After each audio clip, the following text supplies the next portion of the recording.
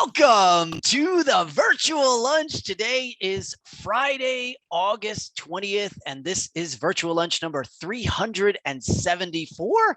Our guest today is Michael Eurich, a principal and global commercial counsel for Avison Young. And this is part of our continuing August series on no code in legal, thanks to our friends at Brighter.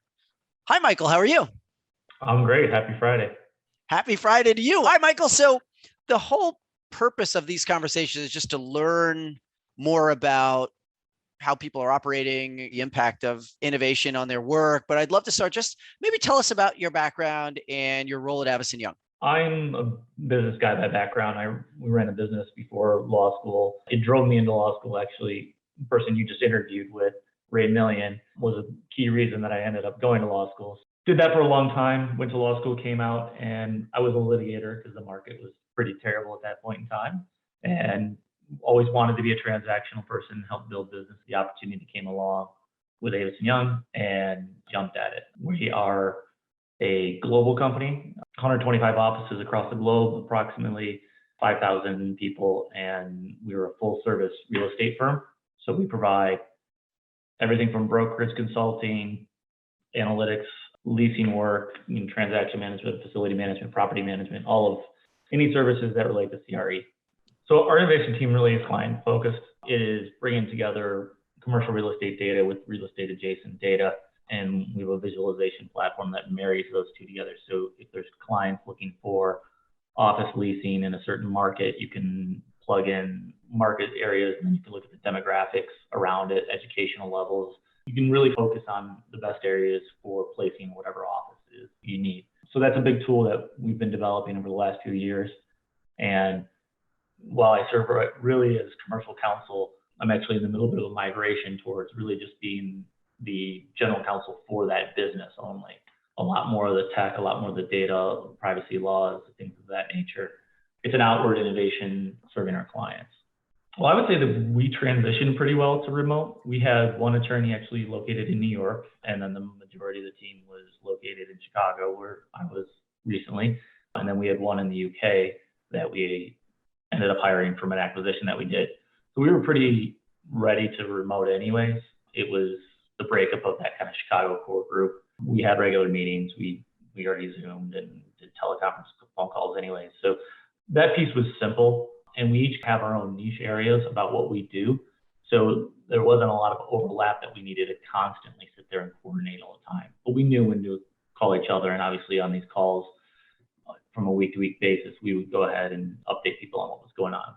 The other thing that we struggled a lot with was effective training. We need to continue to train our market and new brokers and old brokers alike, what they should be doing and what we would expect of them.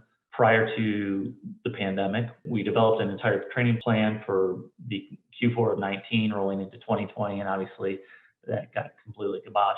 We have not gone the way of putting that online or trying to do it virtual. It's challenging to get people to pay attention to legal anyways. So having another training session on compliance is a little bit of a struggle. But we've put in some tech tools in the past. We put in an equity administration system a few years ago. We've put in a billing process system, and we've got a couple other things here and there, but I would say for the most part, we're pretty lean on tech. One of the things that constantly have to do is manage the litigation reports and things of that nature. So one of the tech tools that we looked at, I think we'll probably implement it, but it's just a matter of timing, is when an outside counsel submits an invoice, or they can do quarterly reports or monthly reports or whatever it may be, they go straight into the portal. So if I needed to do a board report, I could go into that board litigation matter, pull up what's the most recent update, pull it into the board report on a relatively quick and fast basis, rather than emailing them, get it in his out of office for the next 4 days and missing my deadline. So the things that I use outside counsel for really are litigation for the most part. And then we've got some outside IP attorneys and things of that really are specialties that are beyond our scope. We've used outside counsel for some of the larger financing deals or other matters, but from the day-to-day bread and butter commercial transactions, I rarely, if ever, go to outside counsel. It's just something that I take pride in, is that we're driving value as a legal department, that we don't need to go to outside counsel. I mean, quite frankly, a lot of commercial matters, it doesn't matter where it is. We have enough experience and we can figure it out.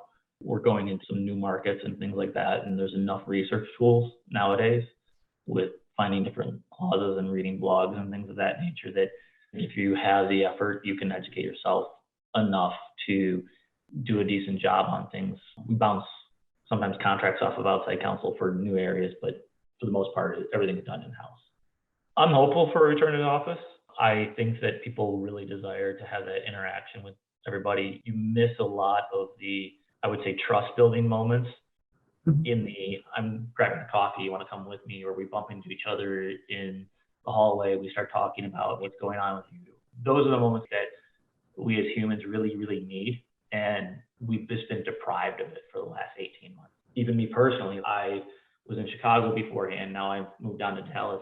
It almost feels like you're on an island a bit. We've got an office in Dallas and I've been in a number of times. And actually I do want to go back, and I'm not going to go back on a 5-day-a-week basis. A lot of people are in that same boat. It's going to be, how do we use the office? Are we going to go back 3 days a week? Are we going to use technology like Owls and things like that to have broader conferences with various people that are, some are located in the office, some are located at home, all those things. And we, as a CRE company, have been counseling our clients on what's the best approach for you guys. But we're also doing that internally to our own functions. And actually, we just came out internally with some initial guidance to our managing directors. And change always creates opportunity, right? So, and this has obviously been a huge change for us. We've taken that opportunity to work on projects that we wouldn't have been able to necessarily work on absent that. We reorganized our foreign business for tax efficiencies. We've done a lot of work with our property management team who couldn't be work from home on compliance and